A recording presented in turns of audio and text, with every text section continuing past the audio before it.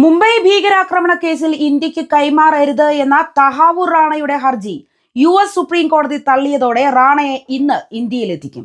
പാക് വംശജനായ ഈ കനേഡിയൻ പൗരനാണ് മുംബൈ ഭീകരാക്രമണ കേസിലെ ബുദ്ധി കേന്ദ്രങ്ങളിൽ ഒരാളെന്നാണ് ഇന്ത്യ പറയുന്നത്. US സുപ്രീം കോടതി ചീഫ് ജസ്റ്റിസ് ജോൺ റോബർട്ട്സ് ആണ് ഹർജി തള്ളിയത്. ഇതോടെ ഇയാളെ ഇന്ത്യയിലേക്ക് കൊണ്ടുവരാനുള്ള ശ്രമങ്ങൾ കേന്ദ്രം വേഗത്തിലാക്കുകയായിരുന്നു. 64-കാരനായ തഹാവൂർ റാണയെ ലോസ് ആഞ്ചൽസിലെ മെട്രോപൊളിറ്റൻ ജയിലിൽ അടച്ചിരിക്കുകയാണ് ഇപ്പോൾ. പാക് വംശജനും മുസ്ലിം വിശ്വാസിയും ആയതിനാൽ ഇന്ത്യയിൽ പീഡിപ്പിക്കപ്പെടാൻ സാധ്യതയുണ്ട് എന്നായിരുന്നു റാണയുടെ വാദം. തനിക്ക് വിവിധ അസുഖങ്ങൾ ഉണ്ട് എന്ന റാണയുടെ വാദമൊന്നും കോടതി പരിഗണിച്ചതേയില്ല. ഇന്ത്യ കഴിഞ്ഞ കുറെ കാലമായി റാണയുടെ പിറകെയുണ്ട്. റാണയെ ഇന്ത്യക്ക് കൈമാറുമെന്ന് US പ്രസിഡന്റ് ഡൊണാൾഡ് ട്രംപ് ജനുവരിയിൽ പ്രധാനമന്ത്രി നരേന്ദ്രമോദിയുമായി നടത്തിയ ഉഭയകക്ഷി ചർച്ചയ്ക്ക് ശേഷം പ്രഖ്യാപിച്ചതും വലിയ വാർത്തയായി മാറിയിരുന്നു. വളരെ അപകടകാരിയായ ഒരു മനുഷ്യനെ US ഇന്ത്യക്ക് കൈമാറുകയാണ് എന്നാണ് ട്രംപ് പറഞ്ഞത്. ഈ നിലപാടിനെ അഭിനന്ദിച്ച മോദി ട്രംപിന് നന്ദി അറിയിക്കുകയും ചെയ്തിരുന്നു. മുംബൈ ഭീകരാക്രമണത്തിലെ കുറ്റവാളികൾക്ക് ശിക്ഷ ഉറപ്പാക്കാനുള്ള ഇന്ത്യയുടെ ശ്രമങ്ങളെ ദീർഘകാലമായി പിന്തുണച്ചിട്ടുണ്ട് എന്ന് US സ്റ്റേറ്റ് ഡിപ്പാർട്ട്മെന്റും പ്രസ്താവനയിൽ അറിയിച്ചിരുന്നു.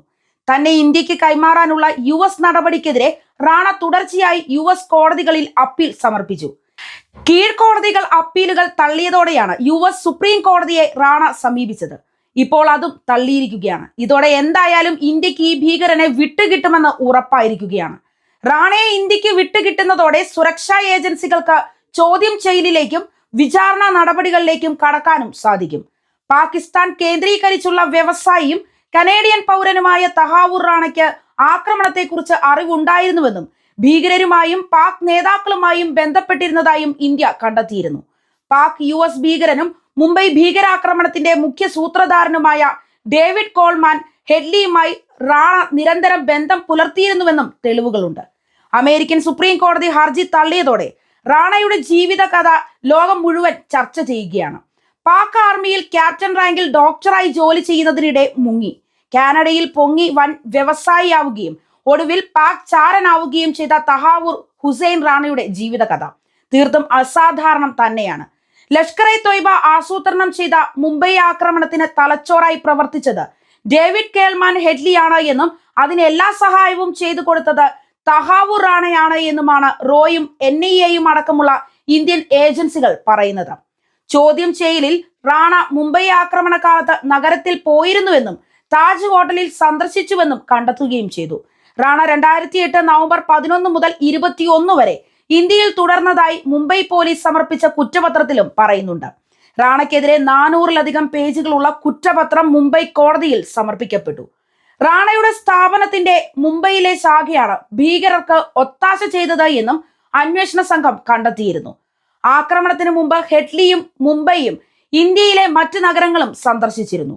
ചോദ്യം ചെയ്യലിൽ അമേരിക്കൻ ഫെഡറൽ പ്രോസിക്യൂട്ടർമാർ മുമ്പാകെ റാണ ഇത് സമ്മതിച്ചതുമാണ്. എന്നാൽ താജ്മഹൽ പാലസ് ടവറിലേക്കുള്ള തന്റെ യാത്ര ഇമിഗ്രേഷൻ കൺസൾട്ടൻസി ബിസിനസിന്റെ ഭാഗമായാണ് എന്നാണ് അദ്ദേഹം വാദിച്ചത്. ഭാര്യയോടൊപ്പമാണ് ഈ സന്ദർശനമെന്നും കാനഡയിലേക്കോ US-ലേക്കോ കുടിയേറാൻ ആഗ്രഹിക്കുന്ന ആളുകളുമായി അഭിമുഖങ്ങൾ നടത്തിയെന്നും അദ്ദേഹം അവകാശപ്പെടുകയും ചെയ്തു. പക്ഷേ ഇത് തെളിയിക്കാൻ റാണയ്ക്ക് കഴിഞ്ഞതേയില്ല. താൻ ഇന്ത്യയിലെത്തിയപ്പോൾ ഒപ്പം ഭാര്യ സംബ്രാസും കൗമാരക്കാരിയായ മകൾ സോയയും ഉണ്ടായിരുന്നു എന്നാണ് റാണ പറയുന്നത്. അവർ എല്ലാം സ്വന്തം പേരുകളിലാണ് ടിക്കറ്റ് എടുത്തിരുന്നത്. UPയിലെ ഹാംപൂരിലും മീററ്റിലുള്ള ബന്ധുക്കളെ സന്ദർശിക്കാൻ കൂടിയാണ് ഈ യാത്ര എന്നുമായിരുന്നു റാണയുടെ മൊഴി. പക്ഷേ പഠിച്ച കള്ളനായതുകൊണ്ടും ഒരിക്കലും പിടിക്കപ്പെടില്ല എന്ന ആത്മവിശ്വാസം കൊണ്ടുമാണ് റാണ അങ്ങനെ ചെയ്തത് എന്നാണ് ഇന്ത്യൻ അന്വേഷണ ഏജൻസികൾ വ്യക്തമാക്കുന്നത്. ഇനി റാണയെ ഇന്ത്യയിലേക്ക് എത്തിക്കാൻ കഴിഞ്ഞാൽ രാജ്യത്തെ നടുക്കിയ ഭീകരാക്രമണത്തിന്റെ കൂടുതൽ ഉള്ളറകളിലേക്ക് എത്താൻ കഴിയും. ആഗോള ഭീകരവാദ വേട്ടയിൽ നിർണായകമാവുകയാണ് ഇത്. പാകിസ്ഥാന് വലിയ തിരിച്ചടിയാവുകയും ചെയ്യും.